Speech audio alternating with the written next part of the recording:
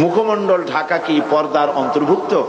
দেবর, ভাসুর এবং চাচাতো, মামাতো, খালাতো ভাইদের সাথে পর্দা করার ধরন কিরূপ হবে দয়া করে বলুন। মুখমণ্ডল ঢাকার ব্যাপারে আপনাদের সকলের জানা দরকার। মুখমণ্ডল অনেকে ঢাকেন না পরপুরুষের সামনে, আমি এর যুক্তি খুঁজে পাই না। যারা যে সমস্ত মহিলারা মুখ ঢাকতে চান না বা মুখমণ্ডল ঢাকেন না, তাদের দলিল কি?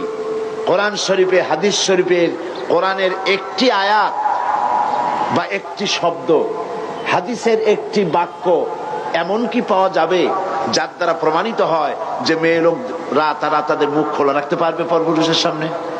আমি তো পাইনি।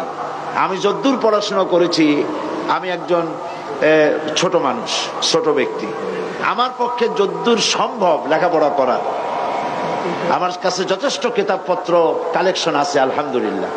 তো আমি যদ্দূর পড়াশোনা করেছি, আমি এরকম একটি হাদিস, এরকম কোরআনের একটি আয়াত কোথাও পাই নাই যার দ্বারা নারী তার চেহারাকে পরপুরুষের সামনে খুলে রাখতে পারে, এমন কোন আয়াত বা হাদিস আমার সামনে পড়ে নাই।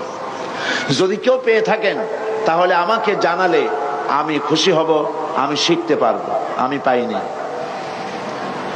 মুখমণ্ডল খোলা রাখবেন কেন? আমার প্রশ্ন, মানুষের শরীরের কোন অংশ, পুরুষ হোক আর নারী হোক, তার শরীরের কোন অংশ সব থেকে বেশি আকর্ষণীয়? বলেন বলেন। মুখ, তার চেহারা। একটা পুরুষ আর একটা নারী দেখে পাগল হয়ে যায়, তারপরে কত দুর্ঘটনা ঘটে, আত্মহত্যা পর্যন্ত হয়ে যায় সেই মেয়েটিকে না পাওয়ার কারণে, এবং সেই ছেলেটিকে না পাওয়ার কারণে কত মেয়ে আত্মহত্যা করে। এটা মেয়েটার শরীরের কোন অংশ দেখে ছেলেটা পাগল হয়েছে? মেয়ের ঠ্যাং দেখে, তার হাত দেখে, তার মুখমণ্ডল, তার চেহারা দেখে, তার অ্যাপিয়ারেন্স, তার চেহারা দেখে। একজন আরেকজনের মুখমণ্ডল, চেহারা দেখি।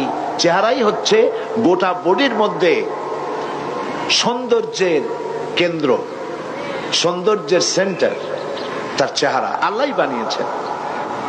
তো আপনার শরীরের যে অংশটা সব থেকে বেশি আকর্ষণীয়, সেই চেহারাটাই যদি খোলা রাখলেন, তাহলে গোটা শরীরটা ঢেকে রেখে তাতে ফায়দা কতটুকুন হলো? এই জন্য চেহারাটাকে ঢেকে রাখতে হবে, এটাই নিয়ম। কত সুন্দর বোরখা বেরিয়েছে আজকাল। বোরখা এখন একটা ফ্যাশন, ঠিক না? তবে আবার এরকম বোরখা পরা উচিত না যেই শরীরের আকর্ষণ ঢাকার জন্য আপনি বোরখা পরলেন, সেই বোরখার আকর্ষণে আবার লোকেরা আপনার দিকে সবসময় তাকায় না থাকে। কথা ঠিক কিনা?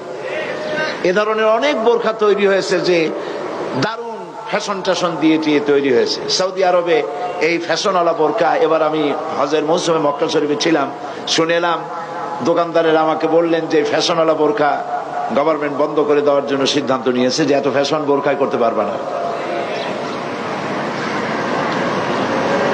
তো চেহারাটা ঢেকে রাখতে হবে, আর হিজাব এবং নেকাব পড়তে হবে।